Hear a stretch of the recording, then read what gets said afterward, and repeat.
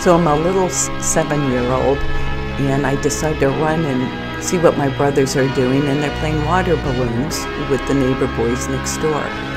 And I was lifted up to look over, and the brick is falling on me. Someone had pushed it, and the next thing I know, I'm in a hospital getting stitches, and I had a concussion for about 6 months.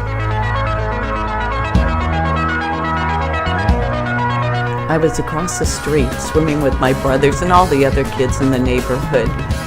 And I had swam into the shallow end, and I can't come up because the two boys, the same ones with the brick, were holding me underwater.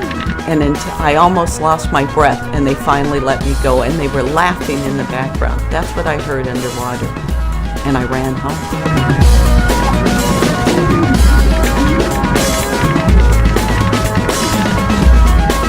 I was walking home from Cowan Avenue School, and it just said goodbye to Nancy.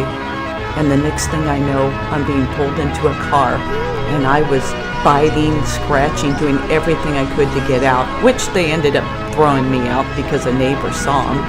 And all I remember was going back to school and people whispering and talking, but no one knew it was me. I was too embarrassed. So from then on, I really watched everywhere I went because I was afraid it was the same bullies, the same boys, but it wasn't. It was other high school boys that had done something to me.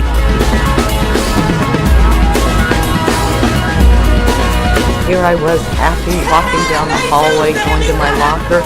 The next thing I know, I'm being slammed up against it with the guy putting his hand up my breast, which were culottes, and he happened to be in the crypts. And thank God the marshal came running and threw the guy like a gnat. And then my father went to tell the principal, and you know what? Nothing happened. The principal didn't do a thing about it.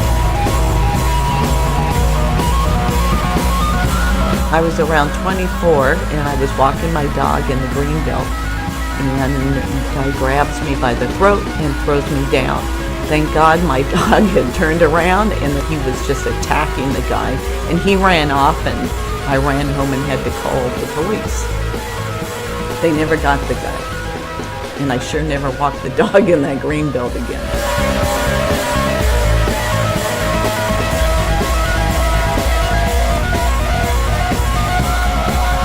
Just when I thought things couldn't get any worse, when I was 26, my ex-boyfriend broke into my house and was waiting.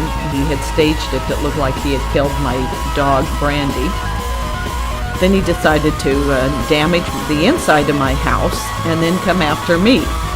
And I had, in between getting beat up, I was able to call the police, but he had pulled me outside of the house, hit me, hit my car, and they took him away. And that's how I survived bullying and attacks growing up.